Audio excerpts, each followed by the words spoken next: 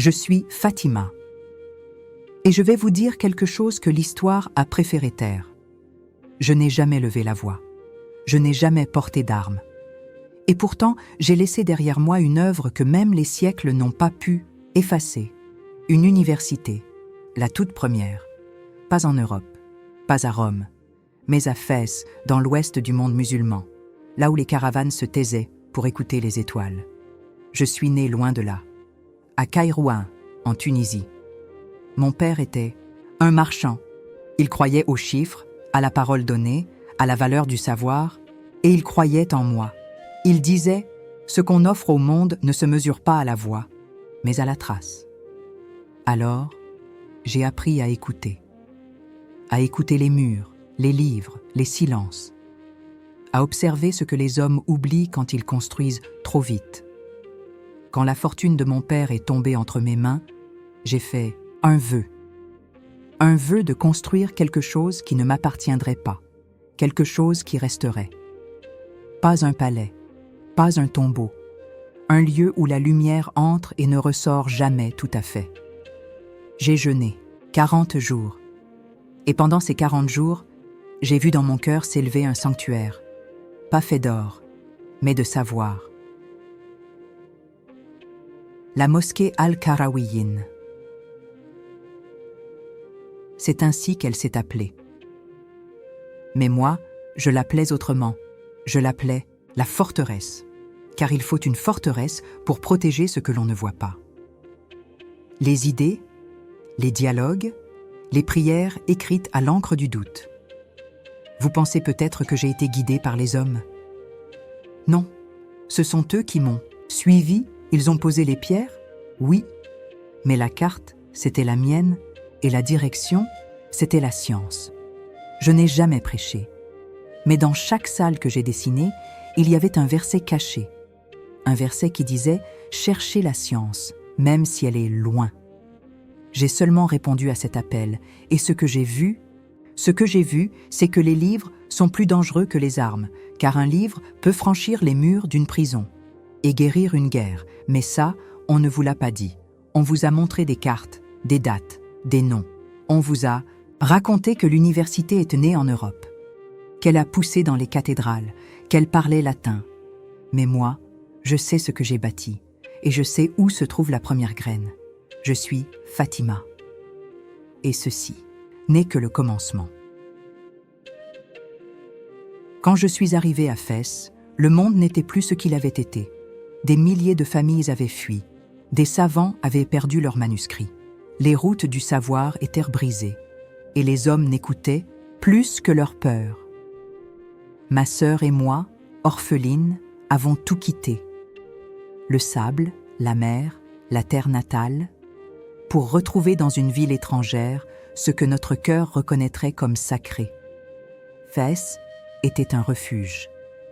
Mais même les refuges ont besoin de lumière. Et moi, j'étais prête à l'allumer. J'ai observé la ville, ses ruelles, ses marchés. J'ai écouté les rumeurs, les langues, les plaintes, et j'ai compris une chose. Les hommes ont bâti des murs pour se protéger, mais aucun toit pour apprendre à se comprendre. Alors, j'ai cherché un terrain, pas le plus grand, pas le plus cher, celui qui respirait le mieux, celui où l'on pouvait encore entendre le vent chanter entre les pierres. C'est là que j'ai décidé de bâtir. Je n'ai pas levé les fondations en une nuit, il m'a fallu des années, et chaque pierre que j'ai fait poser portait un silence, une attente, une prière. Les gens me regardaient passer. Une femme bâtissant une mosquée, une femme rêvant d'un lieu d'étude, ce n'était pas interdit, mais c'était inaudible, comme une langue oubliée que le monde n'osait plus prononcer. Et pourtant, j'ai continué. Je n'ai pas dressé des murs pour les hommes, j'ai dessiné un espace pour les idées. Car les idées, elles aussi, ont besoin d'un toit. Elles ont besoin d'un lieu où l'on puisse douter, questionner, réécrire. J'ai fait appel aux artisans. Pas les plus riches, les plus patients. Ceux qui savaient qu'une colonne n'est pas juste une colonne, mais un souffle figé dans la pierre. La salle de prière devait accueillir le silence. La bibliothèque devait abriter la nuit. Et la cour devait laisser entrer le ciel. Tout était symbole, mais rien n'était ostentatoire, car le vrai savoir ne se montre pas.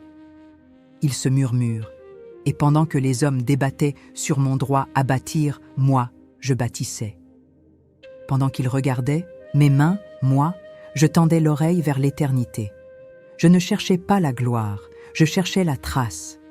Ce qu'on laisse dans les cœurs quand les pierres tombent, et la mosquée a fini par naître, et avec elle, quelque chose de plus vaste. Une école, un centre, un sanctuaire. Un espace où l'on lisait Aristote, Ibn Rushd, Euclide et les textes révélés, sans contradiction. Un lieu où l'esprit n'avait pas de sexe, pas de barrière, pas de propriétaire. Et ça, c'est ce qui leur a fait peur, parce qu'un lieu de savoir, quand il est pur, ne répond à personne. Pas même à ceux qui veulent l'éteindre. Mais le monde ne tolère pas ce qui ne s'agenouille pas. Alors, ils ont tenté d'effacer mon nom, mais pas ma lumière. On vous a appris que les grandes bâtisseuses portaient des couronnes, qu'elles signaient des traités, menaient des armées, gravaient leur nom dans le marbre. Moi, je n'ai rien signé, je n'ai rien commandé, et pourtant, j'ai laissé une empreinte que même les rois n'ont pas pu rayer. Mon royaume n'avait pas de frontières, il tenait dans l'encre, et l'encre, elle, ne connaît pas de mur. Dans ma forteresse, j'ai voulu que chaque voix trouve sa résonance. J'ai invité ceux qu'on n'écoutait pas, les penseurs venus d'Andalousie, les savants venus d'Orient, des femmes parfois, des jeunes, surtout. Ceux qui avaient des questions plus grandes que leurs livres. Je ne faisais pas la leçon. Je ne dictais rien. Je faisais confiance à l'espace, à ce vide sacré qu'on appelle écoute. Et dans ce vide, j'ai vu naître des débats. Sur le ciel, sur la médecine, sur l'âme. Un jour, un homme s'est approché de moi dans la cour. Il a dit « Ce lieu ne devrait pas exister. Une femme ne bâtit pas le savoir. Elle le reçoit. » Je l'ai regardé. Et je n'ai rien dit. Car parfois, le silence est plus tranchant que 1000 réponses. Ce même homme, des années plus tard, j'ai appris qu'il enseignait dans l'une de mes salles. Il n'avait rien compris. Mais le lieu, lui, l'avait changé. C'est ça, bâtir quelque chose de plus grand que soi. Ce n'est pas graver son nom dans le sol, c'est disparaître et laisser l'écho parler à ta place. Et cet écho, je l'ai confié à la pierre, au bois, à l'ombre, à tout ce qui dure sans faire de bruit. Pendant des années, j'ai marché dans les couloirs de ma propre création. Sans nom gravé, sans statut, sans honneur officiel. Mais avec la certitude qu'ici, chaque pas vers un livre était une prière. Et ce sont ces pas-là que j'ai aimés. Ceux qui ne regardent pas qui a posé la première pierre, mais qui savent que sans elle, rien n'aurait tenu. Et pourtant, l'histoire ne m'a pas cité.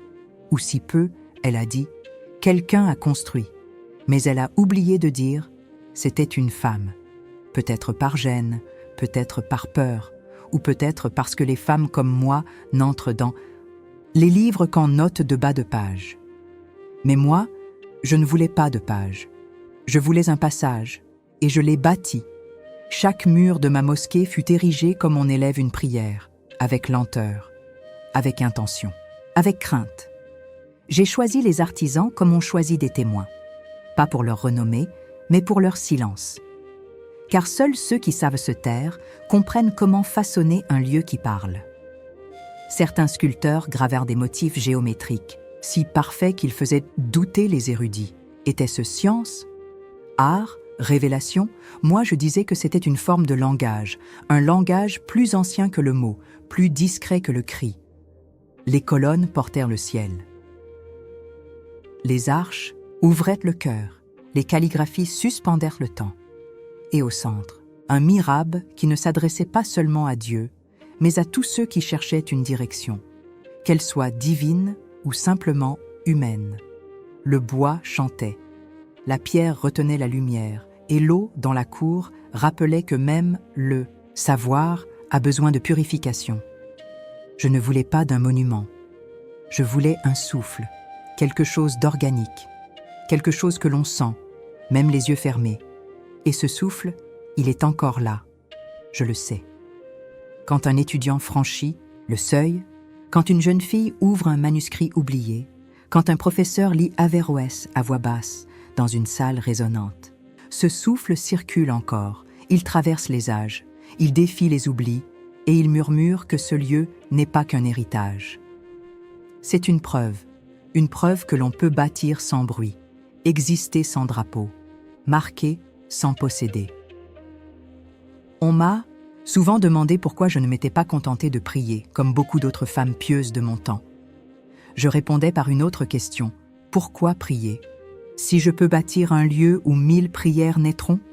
Je n'ai jamais voulu être admirée, je voulais être utile. Et dans ce monde, ce souhait peut être plus dangereux qu'un désir de gloire. Car l'utilité sincère, le don sans attente, c'est ce que les puissants ne peuvent ni comprendre ni contrôler. Alors, ils le taisent, ils le camouflent dans les marges. Ils le transforment en anonymat. Mais ce qu'ils ne comprennent pas, c'est qu'un lieu véritablement sacré n'a pas besoin d'un nom pour survivre. Il a juste besoin d'un souffle. Et ce souffle, c'est moi qui l'ai offert. Je n'ai pas laissé de portrait, aucune fresque, aucune statue. Et pourtant, je suis encore là, dans les ombres des arches, dans la poussière des livres, dans chaque regard levé vers cette coupole que j'ai rêvée. Mais l'histoire ne tolère pas les visages sans revendication. Elle préfère les conquérants, les rois, les figures bruyantes, ceux qui parlent fort, ceux qui écrivent leur nom avant d'avoir agi. Moi, j'ai bâti sans bruit. Et cela, on me l'a fait payer par le silence. Pendant des siècles, mon nom a été murmuré, jamais crié, parfois même effacé. Dans certains manuscrits, on disait « une bienfaitrice inconnue » ou pire, une donation anonyme. Comme si mon œuvre avait jailli d'un néant sans volonté. Comme si une forteresse pouvait se bâtir seule, sans décision, sans esprit, sans rêve. Mais le rêve était le mien. Et cette omission n'est pas une erreur, c'est un choix. Car admettre qu'une femme seule, pieuse, sans pouvoir officiel, a pu fonder une université que le monde entier finirait par admirer. C'était, pour certains, une contradiction insupportable. Alors ils ont tenté de gommer. Mais on ne gomme pas la lumière. Vous pouvez dissimuler un nom, pas un écho. Vous pouvez rediriger les regards, pas les pas de ceux qui cherchent la vérité. Car ceux qui entrent dans Al-Qarawiyyin aujourd'hui, ceux qui s'y assoient, qui y lisent, qui y respirent, sentent quelque chose d'autre, une présence, un calme, un silence plus dense que les murs. C'est moi. Je ne suis pas un souvenir, je suis un souffle, et ce souffle n'a jamais cessé de circuler. Il se glisse dans les interstices du marbre, dans les silences entre deux versets, dans les gestes des femmes qui enseignent aujourd'hui sans savoir que mes mains ont préparé leur place. Car ce lieu, je ne l'ai pas bâti pour moi, je l'ai bâti pour elle, pour vous, pour que même si mon nom disparaissait, le droit d'apprendre, lui, ne se perde jamais. Et ce droit, aujourd'hui encore, vous le portez. Même si vous ignorez d'où il vient, je suis cette racine invisible, cette étincelle dans l'ombre, cette fondation que personne ne voit, mais sur laquelle tout repose. Et si l'on vous a menti sur mon nom, posez-vous une seule question. Combien d'autres femmes ont été effacées? Alors qu'elles vous ont construit un abri? Dans ma langue, le mot « science » n'était jamais séparé du mot « sacré ». On disait « ilm », et dans ce mot, il y avait à la fois la quête et la révérence. Apprendre, ce n'était pas s'élever au-dessus des autres. C'était s'incliner devant ce qu'on ne comprend pas encore. Et c'est pour cela que j'ai bâti un lieu ouvert. Pas une forteresse fermée, pas un temple de privilèges, mais une terre d'accueil pour les esprits en marche. On y étudiait la théologie et l'astronomie, le fiqh et les mathématiques, les hadiths et la médecine. Car rien n'était impur quand on le cherchait avec sincérité. J'ai vu des hommes pleurer sur des lignes d'Euclide et d'autres trembler devant un verset qu'ils avaient relu 100 fois. J'ai vu des femmes enseigner à voix basse et des enfants corriger leur maître. et j'ai su que j'avais eu raison, que ce lieu ne m'appartenait plus, parce qu'il appartenait à tous ceux qui savaient encore écouter. L'écoute. C'est le plus ancien des arts et le plus oublié. Dans mon silence, j'écoutais le rythme du monde, les soupirs des exilés, les marches des caravanes, les prières que personne n'osait formuler à voix haute. Et j'ai voulu que mon œuvre soit une réponse à ces voix muettes, une réponse stable, douce, constante. Certains disaient « Tu n'auras ni postérité, ni statut, ni dynastie ». Et ils avaient raison, car j'ai refusé d'élever ma lignée. J'ai préféré élever un sanctuaire. Là où d'autres plaçaient leurs enfants sur des trônes, moi j'ai placé un minaret au-dessus des manuscrits. Et ce choix, je le referai 1000 fois. Car le vrai pouvoir ne s'hérite pas, il se transmet et se perd s'il n'est pas offert. Ce que j'ai offert au monde n'avait pas de prix. Et c'est pour cela qu'on a tenté de l'ignorer. Mais vous êtes là aujourd'hui, m'écoutez, à me lire peut-être, à murmurer mon nom dans une langue que je n'ai jamais connue. Et cela suffit à me rendre entière, car le savoir véritable n'a pas besoin de témoins pour exister. Il existe par sa propre lumière, il éclaire ceux qui cherchent et aveugle ceux qui veulent dominer. Je n'ai pas construit une université, j'ai planté une lumière, et cette lumière, elle ne s'éteindra pas. Je suis parti sans bruit, sans cérémonie, sans larmes publiques, comme je suis venu. Ni les pierres ni les livres n'ont pleuré mon absence, mais ils ont continué à parler. Et c'est tout ce que je voulais. Je ne voulais pas d'un tombeau. Je voulais une trace, un souffle persistant, quelque chose qu'on ressent avant même de comprendre. Certains croient que disparaître, c'est être oublié. Mais je vous le dis, disparaître en paix, c'est le privilège de ceux qui ont laissé assez pour que d'autres puissent continuer. Je n'ai pas eu d'enfant, mais j'ai vu des générations apprendre à marcher dans les couloirs que j'ai dessinés. Je n'ai pas eu de couronne, mais j'ai vu des cœurs s'incliner devant l'idée qu'on pouvait bâtir sans autorité. Je n'ai pas eu de livre à mon nom, mais j'ai vu des milliers de manuscrits franchir mes arches pour nourrir des esprits affamés. Et cela, aucune médaille ne l'égale. Pendant que d'autres gravaient leur pouvoir sur les murs, moi, j'ai inscrit le mien dans l'air, dans la poussière du savoir, dans l'élan d'un regard tourné vers un astrolabe, un verset, un schéma. Car le pouvoir véritable ne se voit pas. Il s'éprouve. Il est dans ce tremblement du cœur quand on comprend enfin. Dans cette fièvre douce qui vous prend quand une idée change votre monde. Dans ce frisson sacré qui traverse la peau à la lecture d'une phrase que vous attendiez sans le savoir. Je suis morte sans faste, mais ma lumière est restée. Et je vous le demande, qu'est-ce qu'une vie réussie si ce n'est une vie où l'on devient invisible, mais essentiel?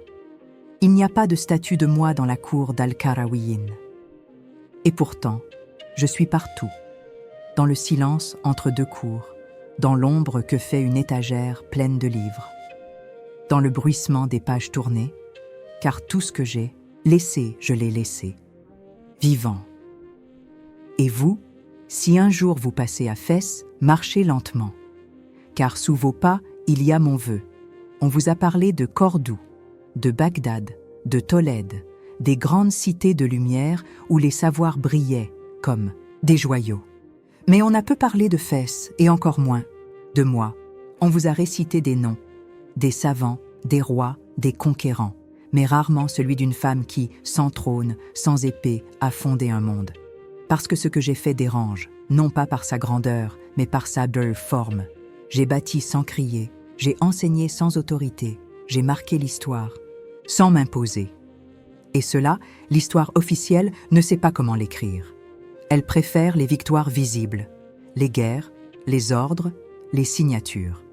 Moi, je suis une anomalie, une femme du IXe siècle, analphabète au départ, mais qui a compris une vérité que bien des maîtres ont oubliée. On ne transmet pas le savoir, on le libère. Je n'ai pas voulu faire de disciples, j'ai voulu ouvrir des portes. Et ces portes, vous pouvez encore les franchir. Pas seulement à Fès, mais partout où une femme ose penser, partout où un homme accepte de ne pas dominer, partout où l'on crée un espace pour l'invisible, pour l'idée nue, pour la parole fragile. C'est cela, mon héritage. Un lieu sans mur, un savoir sans chaîne, une offrande sans nom. Et si vous ne m'avez pas trouvé dans vos livres, ce n'est pas parce que je n'ai pas existé. C'est parce que j'ai existé autrement. Et ce « autrement » est une menace pour tout système qui veut que le mérite soit visible, classé, hiérarchisé. Moi, je suis la preuve vivante qu'on peut changer le monde sans le dominer. Qu'on peut bâtir un sanctuaire en commençant par le cœur. Qu'on peut devenir essentiel en disparaissant. Et ça, on ne vous l'a jamais dit. Pas parce que ce n'était pas vrai, mais parce qu'ils ne savaient pas comment l'admettre. Je n'ai jamais prétendu être une sainte, ni une érudite, ni une héroïne. Je n'ai été qu'une femme, brisée par l'exil, portée par une promesse, guidée par une foi silencieuse. Quand mon père est mort, j'ai pleuré seule. Quand j'ai hérité de sa fortune, on m'a conseillé de me marier, de m'installer, de me taire. Mais quelque chose brûlait en moi, un feu doux, sans colère, un feu têtu, sans violence, un feu ancien, transmis de mère en fille à travers les silences, les gestes, les prières sans mots. Et ce feu, je ne l'ai pas étouffé, je l'ai nourri, je l'ai sculpté, je l'ai confié à la pierre. On dit que la femme est feu ou cendre. Moi, j'ai été les deux. J'ai brûlé les règles et j'ai laissé une braise pour que d'autres femmes puissent y rallumer leur propre flamme. Ma vie n'a pas été un combat, c'était un tissage, un fil après l'autre, un choix après l'autre. Invisible, mais solide. J'ai refusé la fureur, j'ai choisi la fondation. Et c'est cela que beaucoup n'ont jamais compris. Ils attendaient une héroïne dramatique. Ils n'ont pas vu l'architecte du calme. Ils cherchaient une figure à applaudir. Ils ont ignoré la main qui tenait la brique. Mais moi, je n'avais pas besoin d'être applaudi. Je voulais qu'on entre, qu'on s'assoie, qu'on apprenne, qu'on se relève différent. Et aujourd'hui, vous êtes là, dans une autre langue, à une autre époque, mais avec ce même frisson, au fond, de vous. Ce frisson qui dit « Quelqu'un avant moi a osé. Quelqu'un a creusé la terre, élevé des murs, inventé un espace où la pensée pouvait grandir sans peur. Et ce quelqu'un, c'était moi. Pas une héroïne, pas une image, pas un mythe. Juste une femme, debout, silencieuse et libre. Je ne suis plus là. Ma voix s'est éteinte depuis des siècles. Ma silhouette s'est fondue dans l'air de Fès. Mais si tu tends l'oreille, tu m'entends encore, car je ne parle plus avec des mots, je parle avec les silences, les vibrations, les murs qui tiennent malgré le temps. Je suis dans chaque femme qui pense en cachette, dans chaque regard qui cherche une réponse au-delà du visible, dans chaque être qui choisit de bâtir au lieu de se battre. Tu crois que ton monde est nouveau, mais je te vois. Je vois tes doutes, tes vertiges, ton feu mal contenu. Tu portes en toi la même flamme que moi, la même urgence, la même soif de créer quelque chose qui reste même si toi, tu t'effaces. Alors écoute-moi bien, tu n'as pas besoin d'une armée, tu n'as pas besoin d'un trône, tu n'as même pas besoin qu'on te voie. Tu as besoin d'un espace, d'un seul, aussi petit soit-il, un lieu où tu pourras inscrire ton souffle, ton geste, ton savoir. Et ce lieu, tu peux le bâtir dès maintenant. Une phrase, une pierre, un choix, un silence assumé. C'est ainsi que l'on devient éternel, pas en criant, mais en inscrivant. Moi, on m'a oublié, puis on m'a retrouvé, puis on m'a effacé à nouveau. Mais aujourd'hui, tu m'écoutes, et dans cette écoute, je reviens. Je me lève, je respire à travers toi. Alors n'attends pas qu'on t'autorise, n'attends pas qu'on te nomme, n'attends pas qu'on te remercie. Fais avec ce que tu es. Fais avec ce que tu sais, fais avec ce que tu as. Car un jour, une autre, comme toi, trouvera ta trace dans un lieu improbable, et elle murmurera ton nom comme tu murmures le mien. Et à ce moment-là, tu sauras que tu n'as jamais disparu.